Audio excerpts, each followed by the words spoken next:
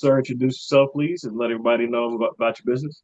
What's going on, everybody? My name is Mike. I am the CEO of Bolo Defense. We are a company in the tactical gear space, defense space, and we sell and manufacture gear. Nice. Um, so what is the meaning behind the name and what inspired Bolo Defense? Okay, so it's a great question, actually. We get asked it all the time because Bolo is not like just like a common thing. It's used for police, it's used for warrants and all those kind of things. But especially in like the our demographic and the space we're catering to, it's not super relevant. So I think a lot of people think it's for that, but it's not. Bolo is actually the name of my dog. And Wow. I rescued my dog 2.5 years ago. He's a pit bull, but he once upon a time he never barked when I got him. And ever, like I thought he was broke, like he had an issue. So I took him to the vet, and the vet was like, "Oh no, he's fine." Yada yada yada. One night, a really cold winter in Colorado, Bolo went ballistic. He actually broke the window in the hotel room, and my truck was getting stolen. And Ah, I didn't have a name for him at the time because I just got him. I'm like, "You're Bolo. You're Bolo." He was be on the lookout for sure. But yeah, that's Bolo is my dog's name. So we always get asked the question, but that is what inspired the name. dude, that's cool. That dog was chilling up until that point. He's like, wait a minute, something going on. All right, time to make some noise. Just Right, exactly. Even on his dog tag, there's been a couple of times where people have like grabbed him and they read the dog tag to bring him back. They're like, "Bolo, the CEO." I was like, "Yeah, he's the boss. Better look out." That's his dog tag. that's awesome, man. Hmm. Um, well, I guess much like your dog, how does Bolo Defense make the difference, and what makes the brand stand out? Yeah, so before we started and everything, you have some brands out there, and not to talk bad about anybody. There's a lot of great companies out there that make a lot of great things, and we'll never take that away from anybody. And we've been able to learn from those companies, and hopefully those companies have been able to learn a little bit from us. But a lot of companies are manufacturing gear that is out of the price range of lots of Americans today. Inflation is at an all-time high. We hope to see that go down soon. Um, and it's just not, we want people to go out and train. We want people to go use their gear, buy gear so they can actually go train and be a prepared civilian. But people can't do that if they can't afford to do that. You can't sacrifice your kid's next lunch or your next lunch to buy a plate carrier, and plates. So we're really working hard to try to stay, even for our top tier stuff, at a good price to where we think people can get in and start to train. Or if you're already training, continue to train. Yeah, honestly, I think that's a good thing because like you got a lot of people like I had an interview yesterday with Heart Punch Munitions, and we talked about this too. But there's a lot of people that they want to purchase certain things, but their price range, like you said, they might not be able to go out and afford like a 511 plate carrier or like at the very least even that Yakata or whatever Yakata, whatever it is. It's like an airsoft company, but they can't afford the plate. And then God forbid they had to go and buy the plates for the carrier. They might put like a cast iron skillet in there and call it a day. I don't know. And that's the other thing too. It's like, we are, we are making both. We make it our carrier right now, we consider it a very high level entry option. It's not the top of the tier. The top of the tier that we're releasing is coming out this year, and it's been in R&D for over 8 months. And that's going to be higher priced. It's going to be right along the lines with some of the other high end options, $300-400. But then we have the options that are not $300-400. But there's no lack in pride or care when it comes to manufacturing, designing, and the R&D in those products. Because once again, we want people to go out and train, and we want people to be able to afford to. And we don't want people buying Yakita's junk. No offense to them, but I don't even think they're an American company. The name, I don't know them, but the name doesn't sound very American. I guess it's wrong for me to assume, right? But we want people to be able to have real gear for them to go train, and it's just the objective. But at the same time, some of the more experienced level people, some of the people that are using them in real use cases, are getting. We have options for them as well. Like the belt, we have a gun belt coming out very soon, and there's a couple different options for that based on use case and who's buying. Okay, cool. I keep that in mind. I got some things coming up, and I do need to practice. I'm not even gonna lie. I did a crazy episode. I heard a noise, and being the man of the house, the alarms going off and everything. I'm like, shit, here we go. Okay, so um, put my girlfriend away in the back room, made sure she was okay. Doors locked. I had to get my plate carrier. Couldn't find a plate carrier. That was on me. That has nothing to do with the plate. Long story short, by the time I got set up and got everything locked down as far as the carrier, it was literally 4 minutes. So Mhm. if there was somebody downstairs trying to rob the house, I mean, they had more than enough time to fix a plate of food and get some tea, crumpets, whatever they wanted. So, Right, right. the training is definitely important, and I'll admit that was my fault.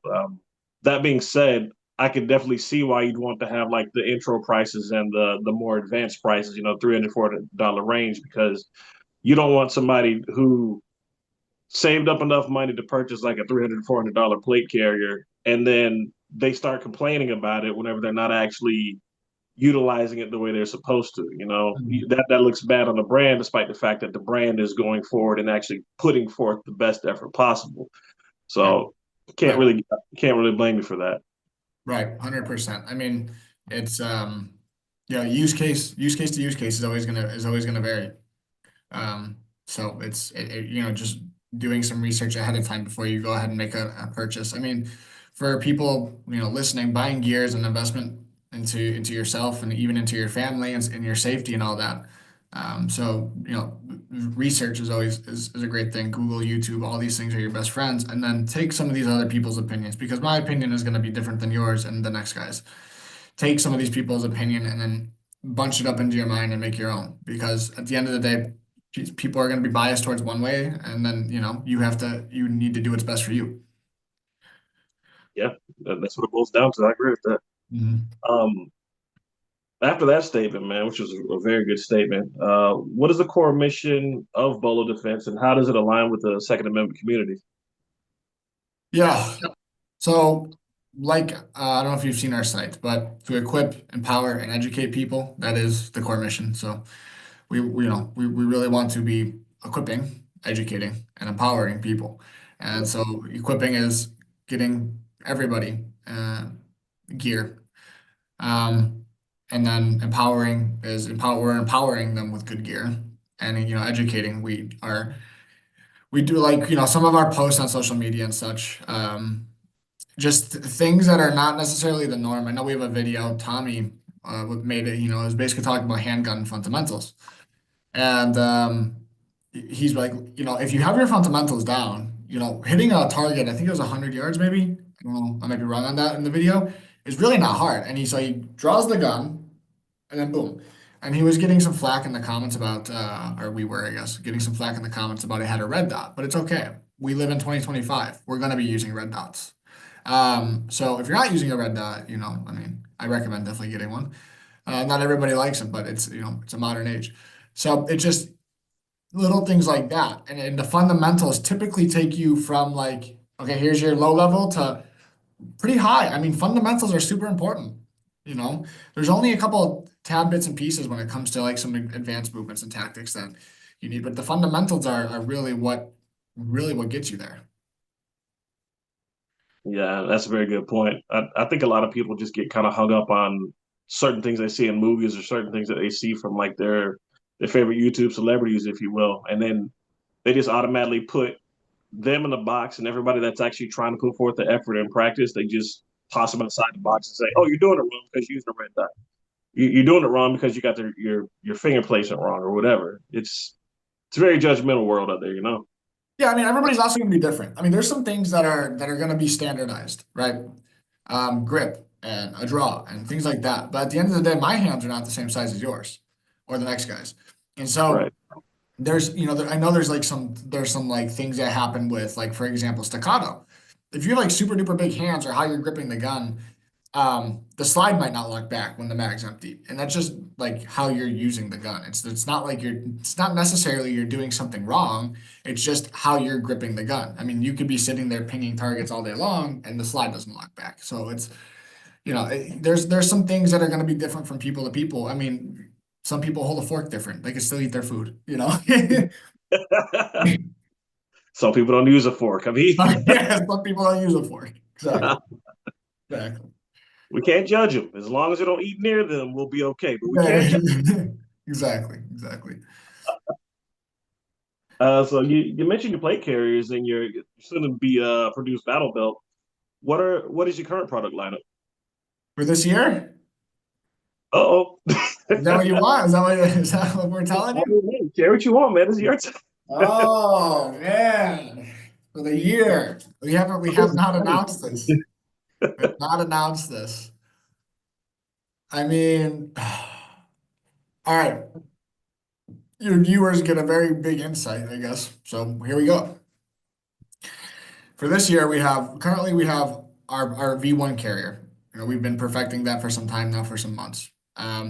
Releasing very soon is gun belt, two different variations of that. There'll be one with our buckle, and there'll be another one with the Cobra buckle, which I'm sure a lot of people are aware of. The price difference between those two belts is pretty significant. After that, we have suppressor covers. After that, we have chest rigs. And after that, we have this cream of the crop plate carrier we've been really working on, partnered with a couple different companies to get some different types of materials, infrared rated to military standards and things like that, zipper panel, and a lot of things that people really desire, some desirable features. Um, but yeah, there you go. There's your viewers. You guys got our scoop for the year. So Spoilers. yeah, yeah, yeah, yeah. It's funny you mentioned suppressor covers because there's a lot going on as far as quote unquote legally with the Second Amendment right now. There's the case, I think it's Dante versus Bonta, I think it is, or Denver versus Bonta, one of them, Okay. where I think it's a California, it may be a California case, I'm not sure, but regardless, the underlying thing is that they're saying that magazines were not defended underneath the Second Amendment.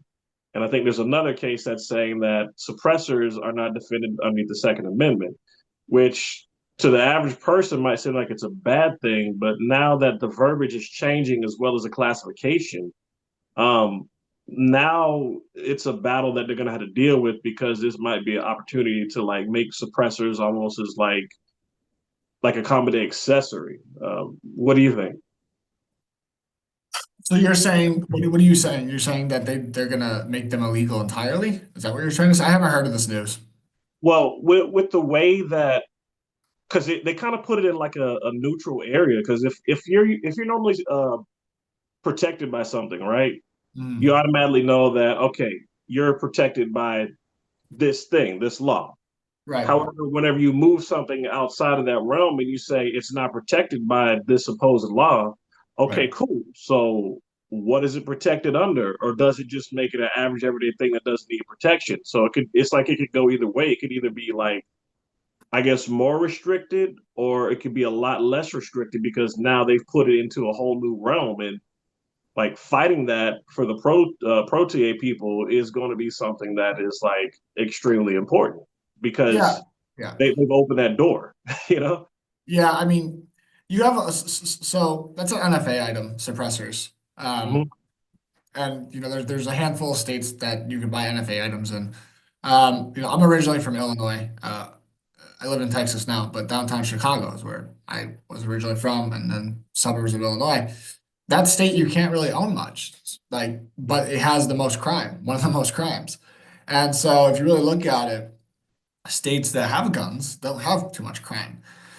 And I mean, I don't, of course, being a 2A advocate, I'm going to say, I don't know why states like California, Illinois, Chicago, whatever states you want to say, or New York, all these states, have the restrictions. I don't see a need for it. I mean, at the end of the day, this was a constitutional right. But from what I've heard is it's like, oh, well, this is ancient from the founding fathers, and we need to redo everything and yada yada yada yada. But what I do know is once you take away the guns from the people, that is when the people lose all the power, and then a so-called democracy can turn into a dictatorship, and it can go very communism very quick. So the guns are kind of that barrier from the people saying, "Hey, we want this, and we're going to demand this, and if you don't give it to us." I mean, you've the Boston Tea Party. That's a prime example. Okay, they pissed off well, no, Americans, no, Boston Tea Party. It was yeah, yeah. I'd say it was Americans because by then it was already pretty much well, yeah, that's a good point. It was being established. You know, it was colonies first and then But Britain was doing they pissed off it a group of individuals over a tax. then. Okay. And then what they do? Now, nowadays we sit here and we're getting taxed on everything. I mean, we get taxed on, you get taxed on your income. Then you get taxed when you go to the grocery store. I mean, you get taxed everywhere at the end of the year. You get tax, tax, tax, tax, tax, but we don't do anything. But right now Tax. we as the people still have that power. We still have that, like, if something crazy happened, America still has guns. A lot of countries don't. And so that's one thing America really can't lose, in my opinion, because once you lose it, you lose the power. Yeah, I definitely agree with that. And I think that there's a lot of political figures and political heads, whatever you want to call them, that are overly afraid of, I don't know, this becoming like a Mad Max society or something where everything's got like a dirt road and everybody's got like a monster truck tires on their cars or whatever. But nonetheless, I mean that's a little crazy. And at the same time, it might sound kind of crazy to the average person, but I think it's a good thing that the government fears the people because of the fact that of what you just said. Whenever they start taking the people for granted, they're not really going to care anymore. There's actually politicians out there that expect you to vote for them and get offended whenever you don't. So the fact that people actually need to be able to care enough to prevent things like this is still there. Like you said, it's very important because the minute it's gone, I don't know, it's not going to end well. Yeah. Yeah. I don't think it'll ever go away. I don't see that being realistic, but I mean, never say never. You know, Yeah, I wouldn't want to see it happen. You're right, yeah. man. It got deep. What's your design philosophy towards firearm accessories and training gear and just in general? In general. Okay. So for gear, because that's what we work on, I know that one the best. I think that takes a lot of time.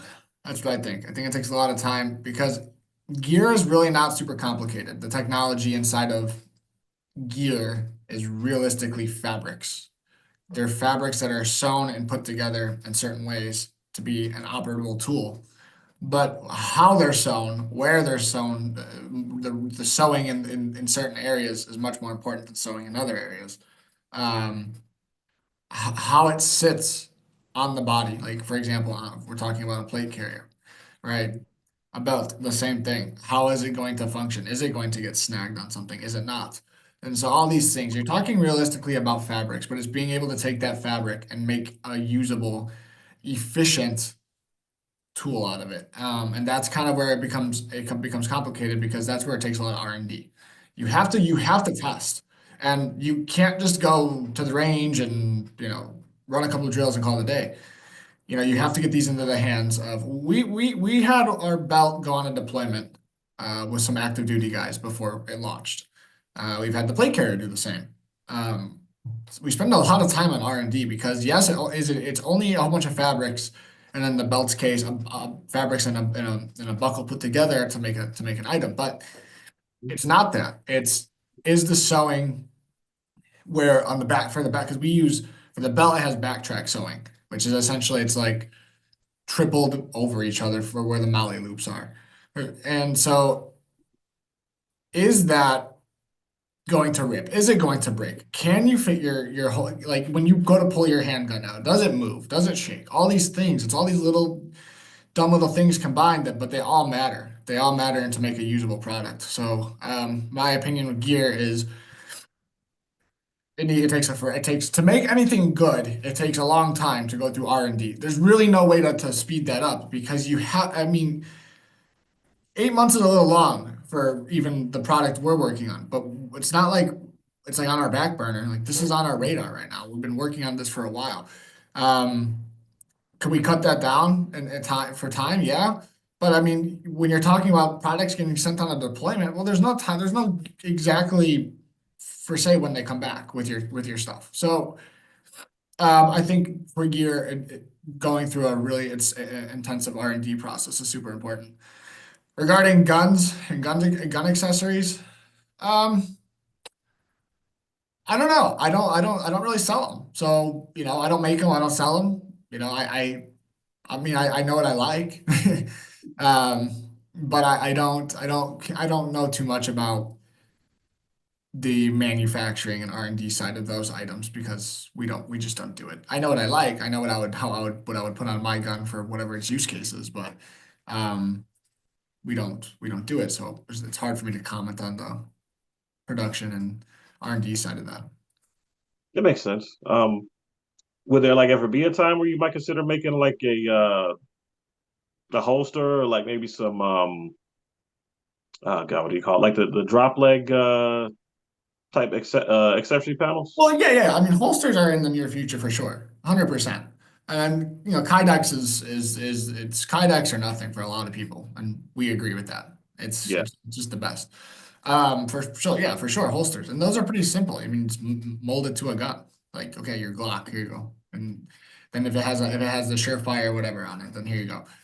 So there's a whole bunch of different models for that. But what I'm talking about is like your sights, your suppressors, your grips, your yeah, yeah. stocks, things like that. We won't be dabbling into that area, probably ever. It makes sense. I mean, you got your field that you're good at, so you might as well focus on that and expand in there. So that makes sense. Makes a lot of sense.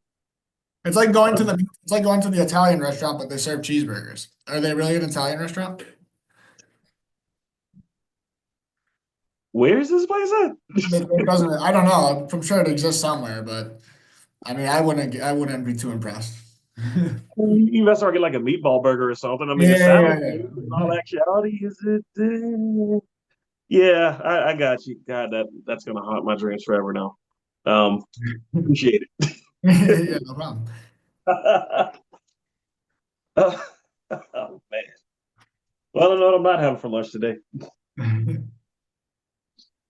Um, so what would you say are some of the biggest challenges that are faced in in your company, especially considering today's modern climate, be it politically or like socially, so on and so forth? Because a lot of people have kind of like over exaggerated thoughts about certain firearms, certain carriers, certain things they see on TV. For example, people still think that a simple bulletproof vest is, or rather, quote unquote, bulletproof vest is going to prevent everything, and the guy's going to be like the juggernaut off of Call of Duty. Like just things like that.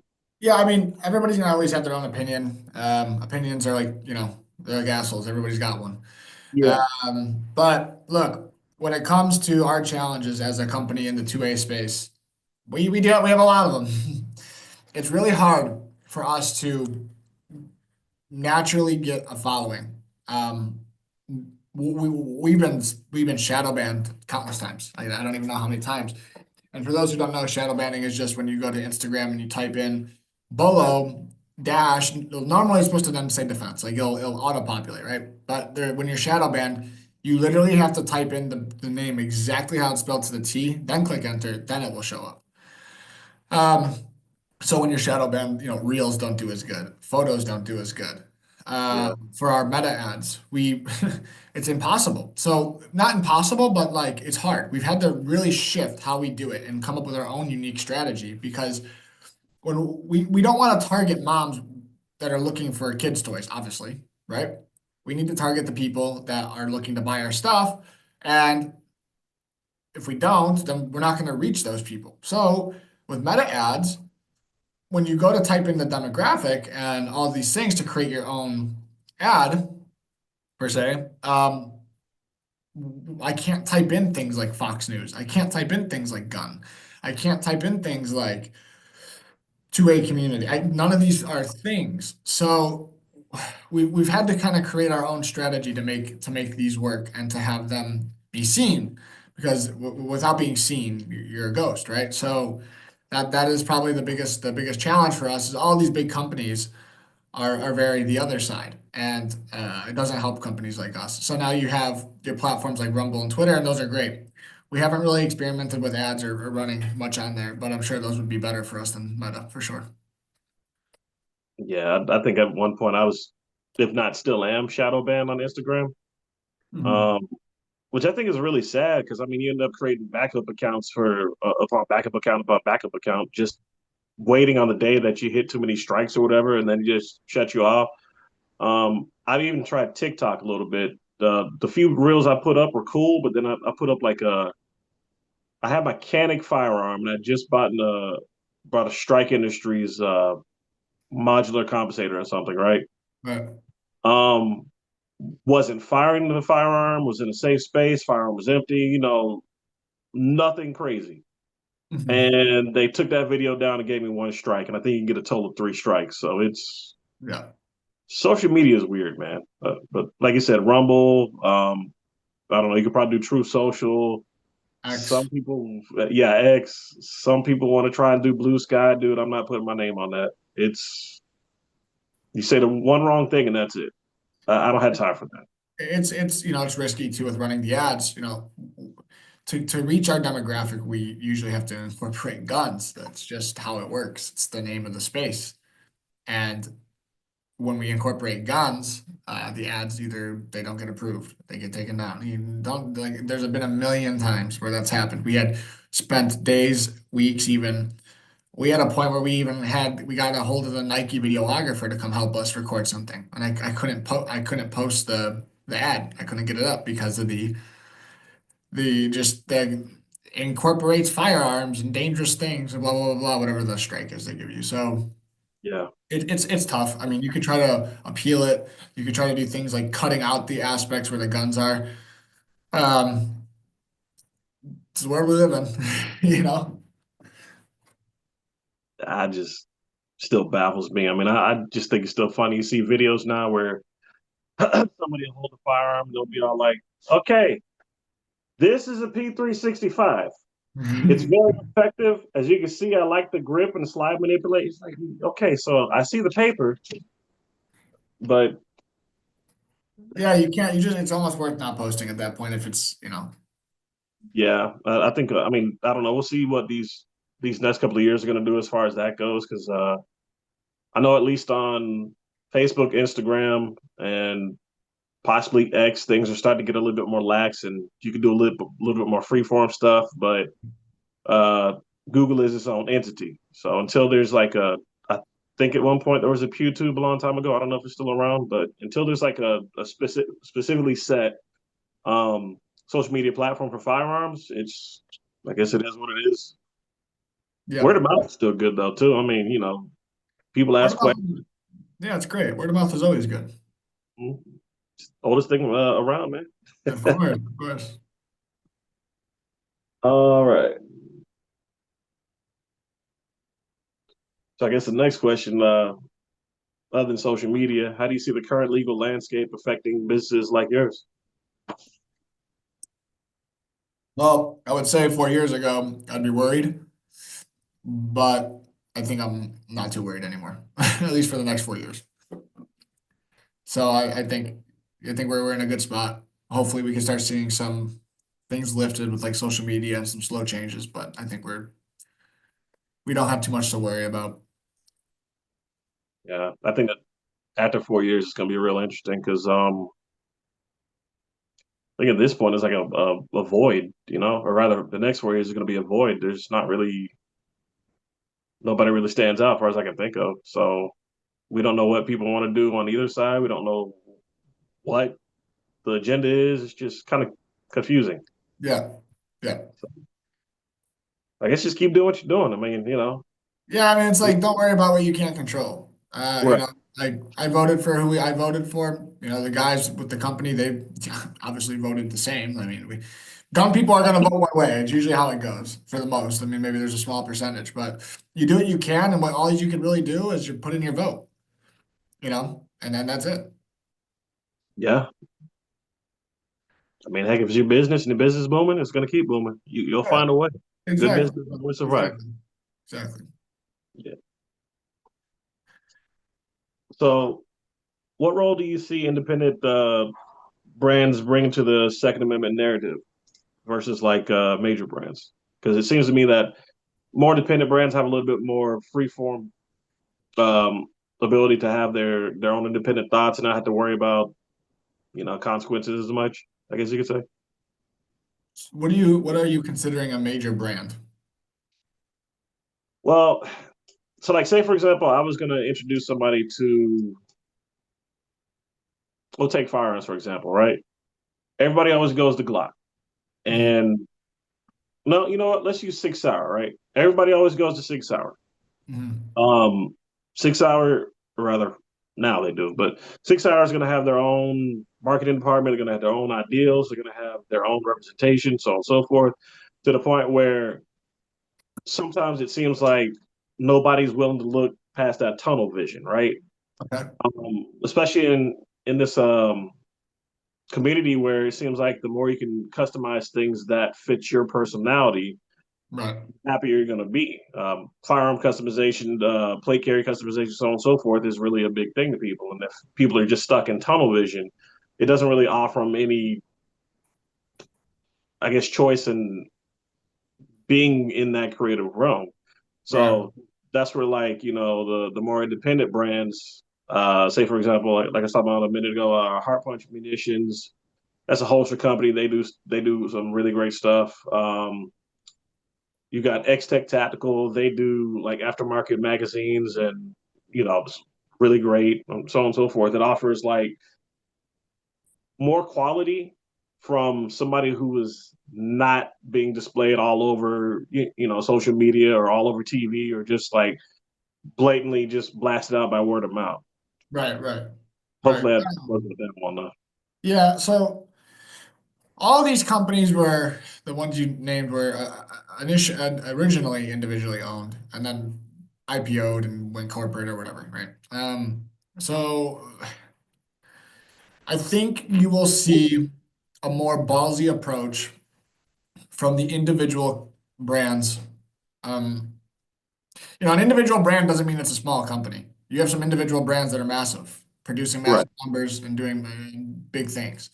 But I think you'll see more ballsy, up to speed marketing with those guys versus the big IPO corporate guys. Because those guys have to go to a board, then they got to go to the marketing guys, and they got to have 15 meetings before they post something, blah, blah, blah, blah, blah, blah, blah. Versus these guys, this is still an individually owned company. And within their company, they're a group of killers looking to make it happen, and they're gonna do some cool, outlandish crap. And I'm just speaking from experience because this is how we think.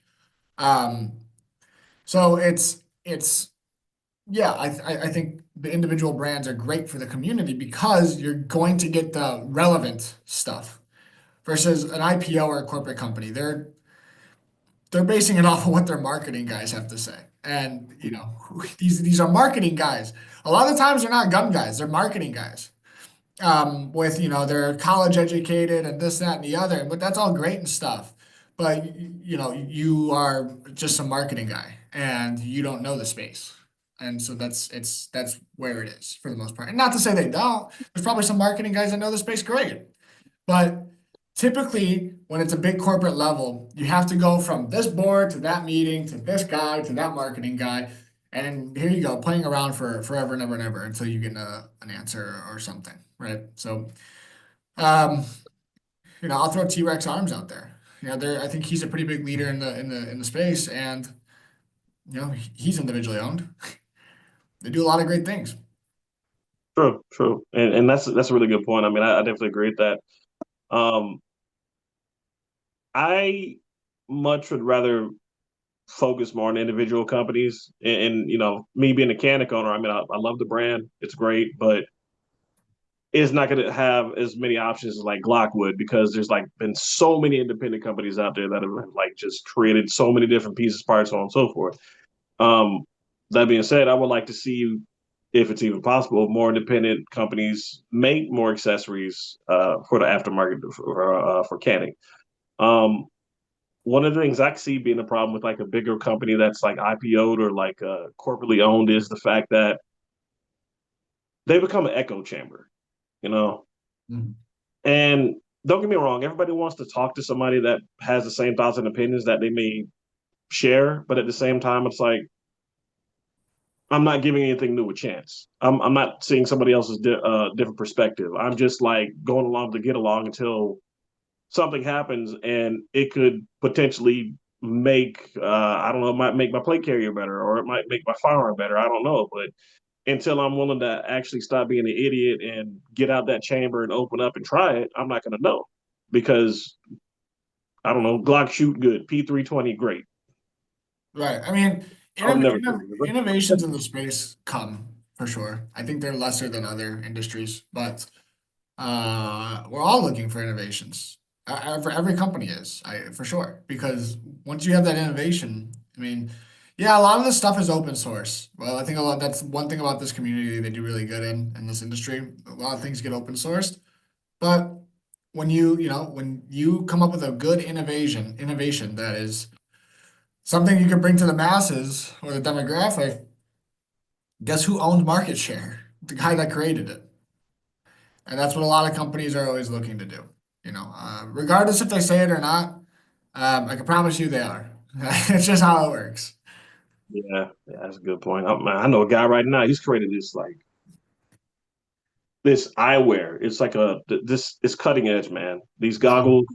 I mean, they could save like a lot of soldiers, prevent a lot of ocular injuries. But he's butting his head against a lot of people that are like, I don't know, what we have right now is okay.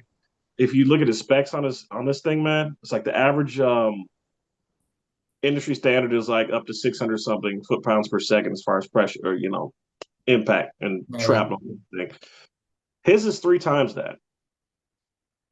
I mean, it can make a difference, but the echo chamber thing Yeah. and the people that own the shares in other companies and backroom deals or whatever, I don't know. It's just I'd rather go with the independent companies, man. Yeah. They seem more honest too. Yeah. I mean, it's always the case because you're not dealing with the corporate people. Yeah, yeah, corporate. Um, so what's your stance on the push for firearm restrictions, and how does Bolo Defense advocate for gun rights?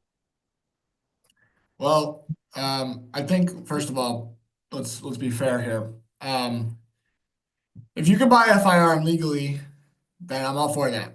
And I think there should be no restriction there. But if you cannot, then you shouldn't own a firearm. Simple as that. So I'm not for people owning firearms that can't own firearms. I'm gonna be very fair. But I am for a citizen of this country that's legally here and can legally own one to own one, 100%. So I'm not for restrictions if you can own it legally.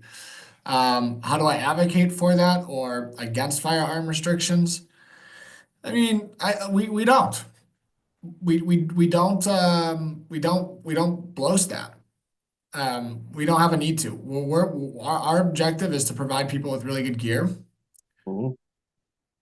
and equip them with good gear. My objective with this company is not to protest the firearms restriction movement or whatever, right? So like that's not my space. We don't care to be in that space. But that's my opinion. If you could buy one legally, absolutely. I don't. There should be no restriction. You should be able to be in California, buy an AR-15 with a 30 round magazine, a suppressor, an EOTech, foregrip, whatever, mod light, whatever you want on it, and call it dead. You should be able to do that. Um, but being a firearm owner is you have to have responsibility too. Like, don't be an idiot with a gun. I think most people are pretty good about that. Yeah, that makes sense. I think it's gonna there's gonna be a lot of change coming up anyway. they're actually decreasing the ATF down to I think 1,000 agents, and on top of that, I think in the future, it's an assumption, but they're probably going to end up becoming absorbed by the FBI. Yeah, So yeah. we'll see. We'll see. So, what are your 5 to 10 year goals for Bolo Defense? Ooh, good question. So, we want to definitely have bring some dealers on. That's a big thing for us. You know, we own the IP. So that's something we're going to be working on is getting some dealers on board for them to resell and whatever. Government contracts. That's a really big eye candy for us. Um, those for sure. We'll be at SHOT Show next year. I know that's on the list, but we're going to be going next year as a company and trying to bring a lot of the work from the employment of this company, like more local in-house. We have local people, but we also have some people that are not local. So trying to get some of those people, the whole team here would be ideal. But it's a startup, so it takes time. Makes sense, and I hope to see you at Shot Show next year. I've We'll be there, gone. man. We'll be there. I'm going to try to be there. I mean, I'm making moves and everything. I went to my first one this year, and it literally put the boot in my rear end and made me realize that I got to work harder on this podcast. So it's like motivated to get there. Got to prove my worth, man. So we'll Yeah, see how it's it not goes. podcast business. It's tomato tomato. Very hard. It's very hard. Yeah, This is not for just the average person that wants to hop on and, in our case, sell a couple items, or in your case, record some videos because I think that's how people see it. But people don't actually understand that. If I knew what this would cost me before I started, I probably would not have started. Okay. This is not for the faint of the heart and all that. It's not for that. You need to have a lot of courage and grit to make it. Not even in just this space, any sort of company. I'd say that's just life in general, man. You gotta do it. Gotta do it. Absolutely. Um, and for me, it's like with this podcast. I mean, I don't just want to do the podcast and just do interviews. It's like I'd say pretty much every person that I've interviewed, I take it on like a personal level because if I thought the product wasn't worth it, I wouldn't have people on my platform. Right. But with me seeing these products and thinking that they're worth it, and that this company has a good reputation, good intention, so on and so forth. I don't just want to do one interview and leave that company alone. I mean, hell, Right. if anything, I want to see how can I help that company. Right. How can I get it from point A to point B to point C, so on and so forth. Versus like, all right, man, it was good. I've been on a couple of those. Those are the good ones. Well, sometimes they don't post them because they don't like what I have to say. But you know, I'm going to say what I think is truth. I'm not going to skew my verbiage for your podcast, unfortunately. Yeah, and to be honest, I mean that's all anybody can really ask for because I'd much rather post a completely truthful episode or interview or whatever of what I pick up as the truth versus like, yes, we definitely believe that people should, stay ready and if you stay strapped, you won't get your cheese clapped and like I don't know, just say all sorts of like cliche things and everything, like yeah, this is definitely gonna release. Uh, It's okay, and it never gets released. right. Yeah, I wouldn't even get that far in the interview. That's how it was coming off, man. So I'll probably go make a parody T-shirt of it and just throw it Yeah. out, man. um, you already gave a really good piece of advice a minute ago, but what's the best advice you can give to someone who's wanting to start their own defense brand? Mm, good question. I'm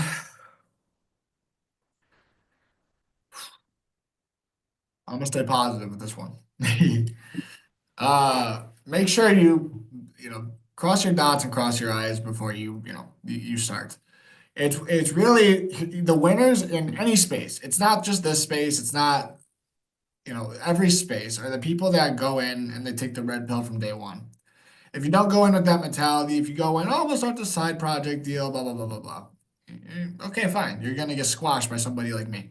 And that's just the reality of it. Um, can anybody hop in here and do what we're all doing here? Absolutely. Is it competitive? Absolutely. Is it hard? Absolutely. But does it cost a lot of money? More than you can imagine. But um, if you wanna, do it, then you should do it. And then you shouldn't be stopped. That's it. That's really all there is to ever doing something.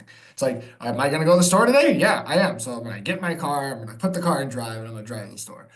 Because if you don't, you're not going to the store, right? So um and that's it, man. If you're gonna start, start. If you're not, not. Or if you're not gonna do it the right way, then don't do it. It's as simple as that. Makes sense. That would be my advice. In a way. Yeah, it's good advice though. I mean, it makes sense. You got a lot of people that, and I don't know why this is a thing, but it's like people will go ahead and they'll create a goal in their mind, and for some odd reason they're like, "I did it." Like, did what? I did the thing I was thinking about. Okay, you thought about it, but did you actually put forth any work? It's Right. like everybody wants to start a business. Everybody wants to do something that they think is going to make an impact, but like for the most part, all they do is create a name. You got the name, cool. You got the web space, cool. What have you done? Yeah, I mean it's tough. You can't. I mean, I've had multiple amount of mentors, and I mean, not only while I was starting this was I went homeless, and so Oh uh, wow. yeah, I mean that's part of that dog story. So I spent the winter in Colorado, and it was pretty treacherous. But if you really want something, it's the burning desire, right? And that phrase, that term, you're gonna really go get it. And whatever that desire is, for some people it's money, for some people it's fame, and for some people it's to have a purpose. And usually I think purpose sometimes correlates with fame for some people. Purpose can correlate with money too. Purpose can correlate with anything. But um, having the desire to get whatever you want, if you actually truly have that desire, typically you're going to get it. It's usually just a mental lab. You start cooking in the mental lab, and then that turns into reality. Facts. Definitely facts. Yeah. I'm about to steal that mental lab. Hang on. I stole that from Goggins actually, so I can't take credit from Fair enough. it. That dude is a beast. Who's gonna carry the boats? I mean, God, man.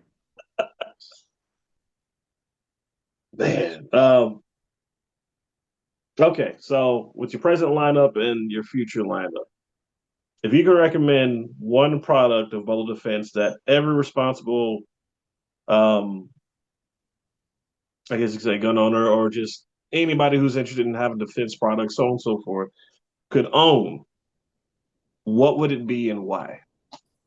Okay.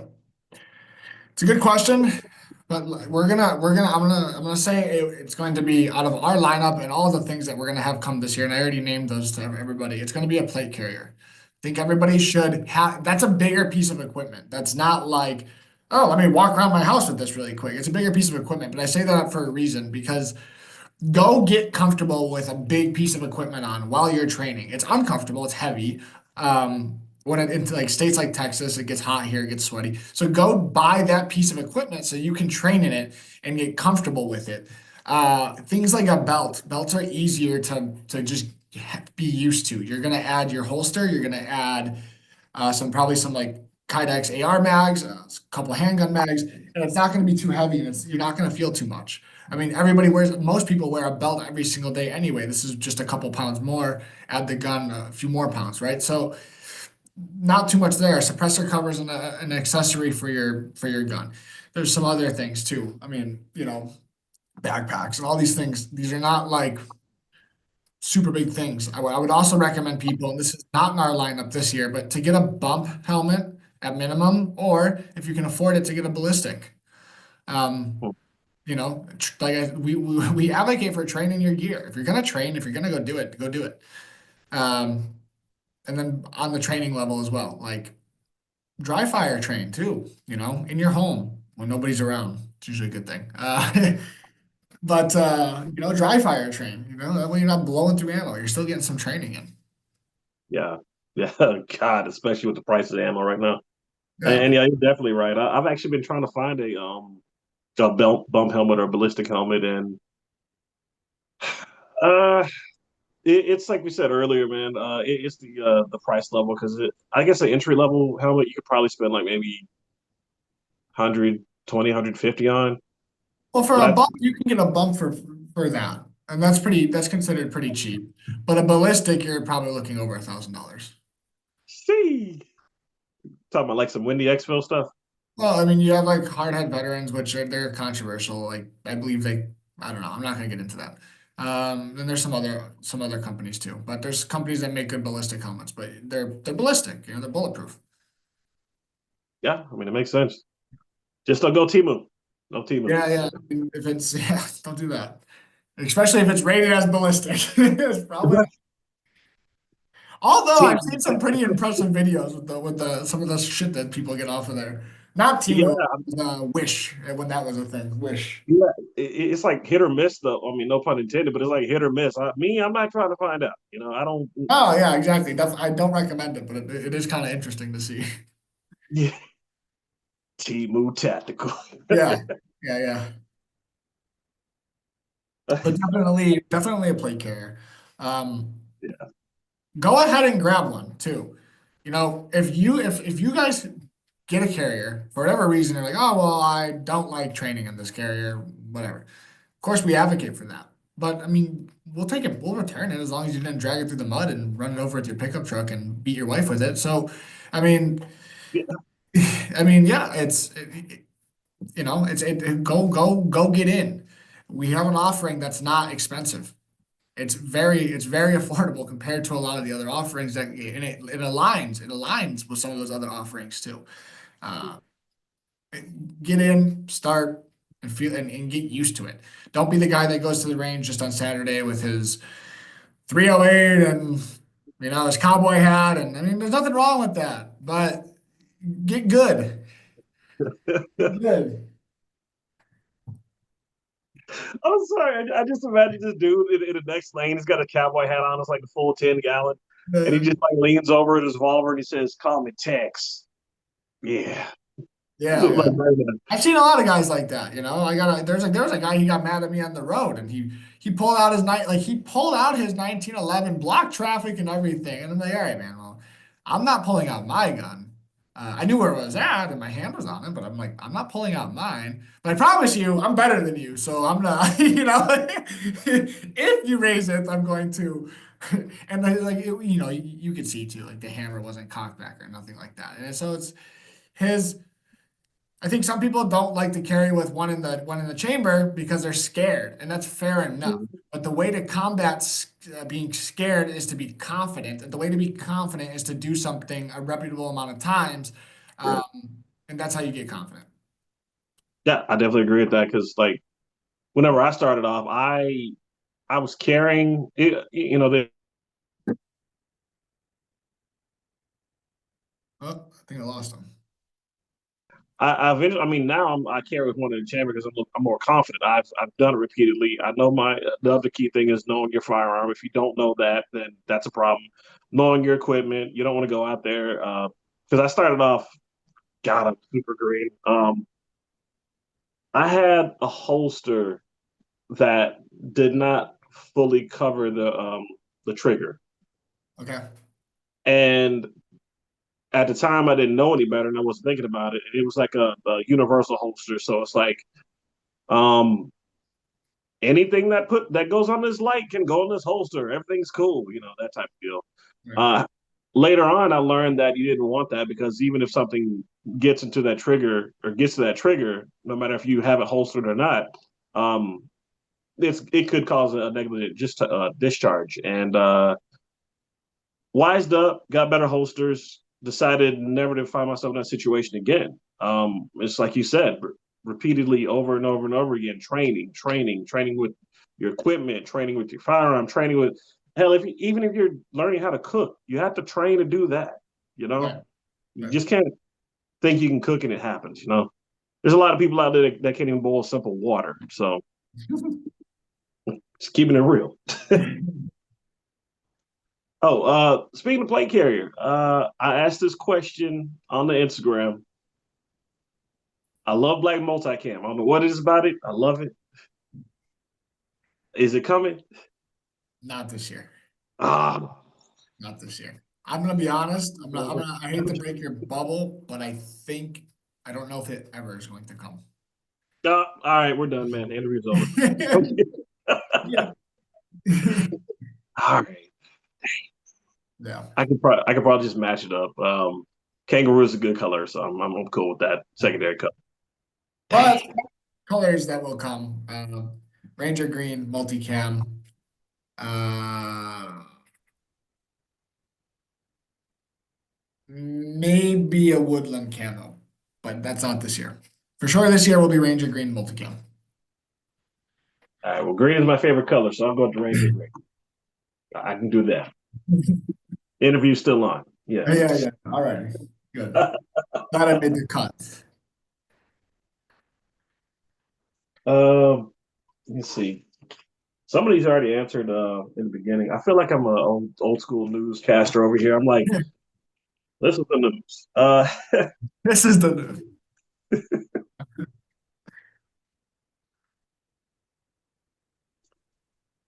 think you might have answered this, but how do you ensure products meet diverse needs of your users, ranging from serious civilians to active duty professionals? Yeah. So typically, if you're an active duty professional, you know your use case and what you're going into and what you're doing. So you're going to shop for that.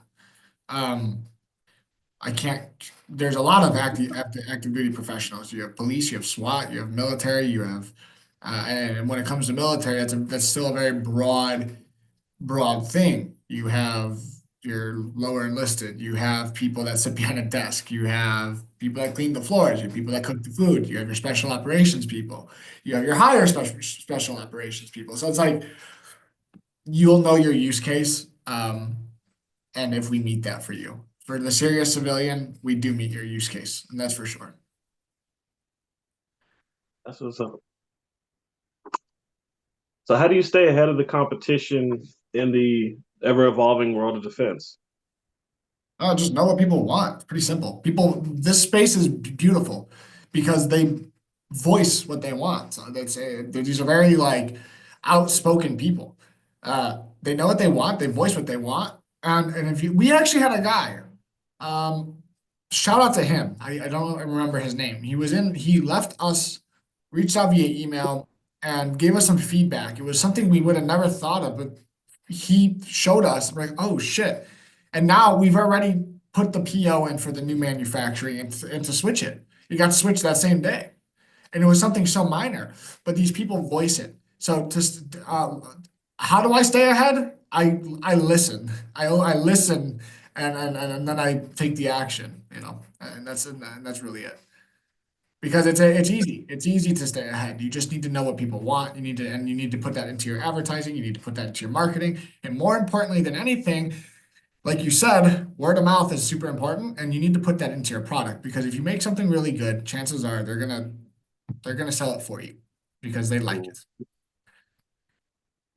makes sense, and that's definitely what's up, man. 'Cause there's nothing more annoying than like if your customer base is saying, "Hey, look, this problem here," and the company's like, "That's how we made it." I'm not going to say any names, but let's just say somebody recently said that it ends today, and well, you can see the backlash of what happened with that. 320. Anyway, but yeah, it's definitely good, and that, again, it goes back to the whole independent, well, independent versus corporate company. Um, Independent companies have more of a pulse on their customer base, like you said, versus like somebody who's stuck in the echo chamber. We're going to make this because we made it last year. We're going to make another one next year, so on and so forth. Versus like we're going to make this.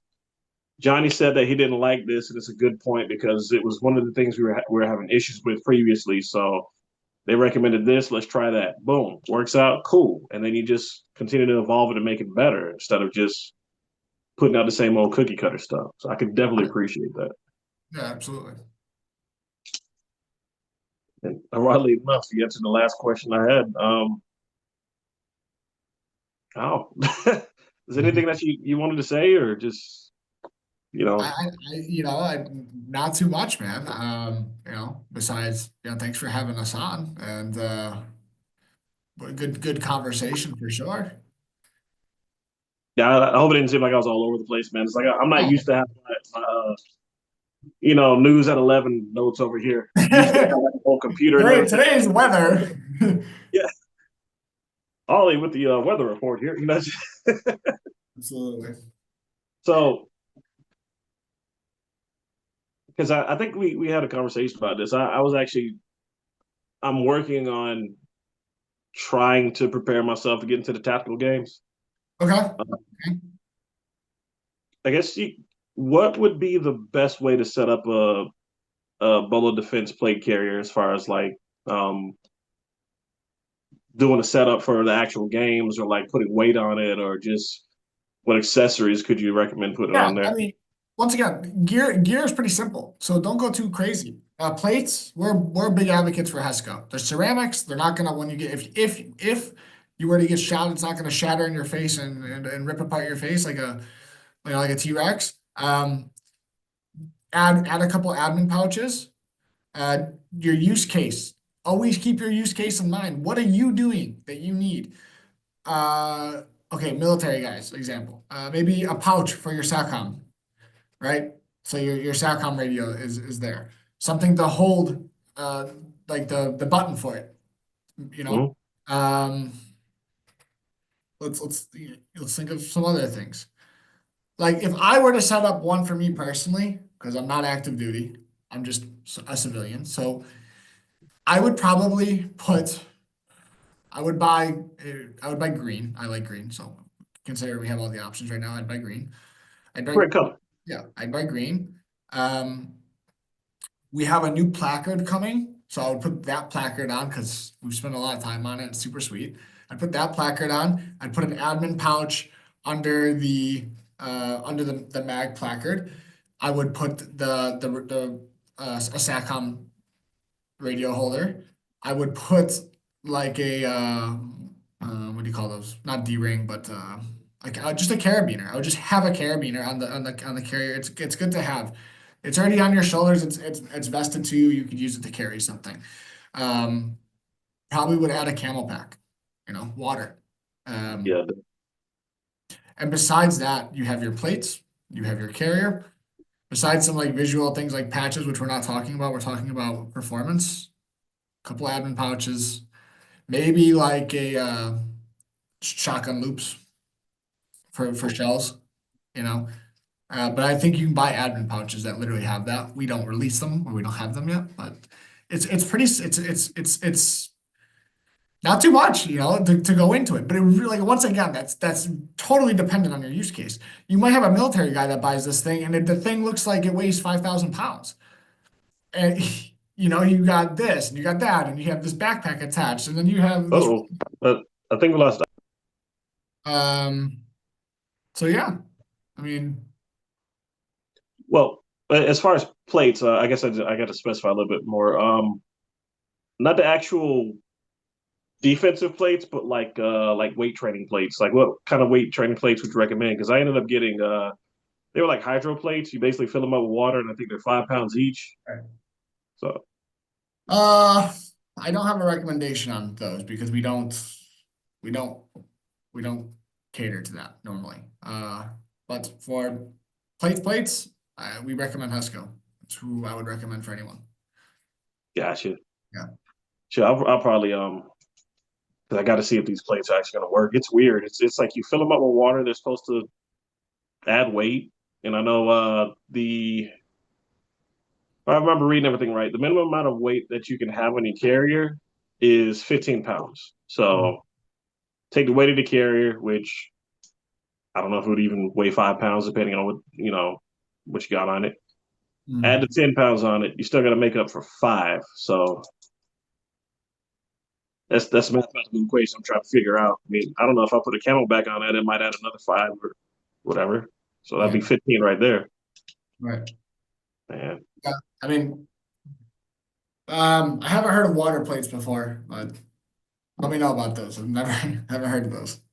Yeah, I mean, I'm over here like, okay, if these break, how's this gonna work? But Yeah, yeah. You get a little super soaker.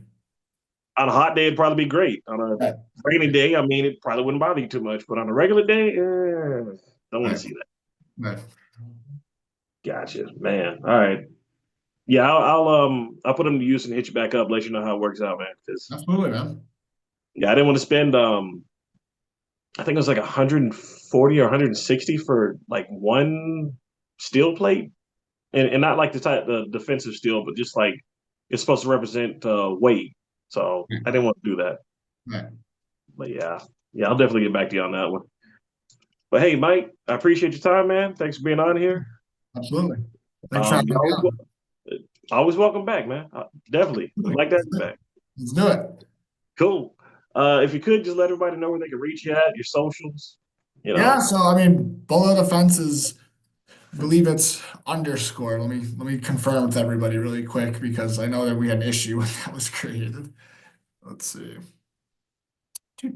Yes, Bolo underscore defense. That is the Instagram. That's where we upload a lot of our content. Email bolodefensellc@gmail.com. We do have a Amazon storefront, but for the best deals, prices, updates, go to the website. The website people are going to be the ones that get all the email list is really what it gets you guys the big discounts. We send out emails with discounts all the time and stuff. So the website. Definitely listen to us. And you get the early access. Like we're doing a well, here, I guess I'll announce this on here. We're doing a limited pre-order on the belt, which is going to start very soon, probably in the next week or 2 weeks. That pre-order is 150 belts max. It caps at 150. So if you're one of those first 150 people, you get a belt.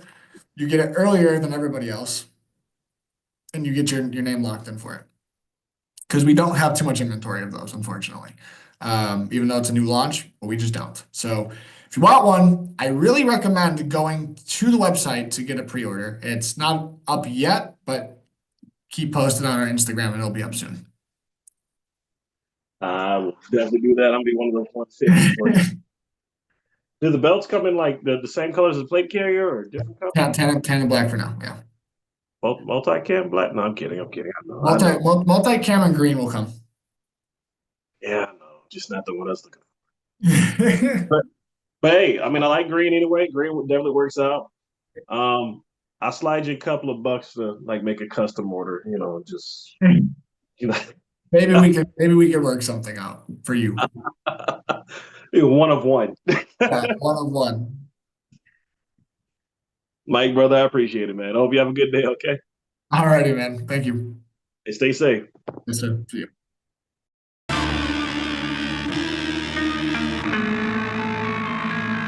This the Black Powder Podcast, let's get it split. We got the wisdom hitting targets with a marksman precision. We're having fun in the booth, we're running gun for the truth. Every future black gun owner, we're spreading the news. We do illegal, we're moving regal and blessing the people.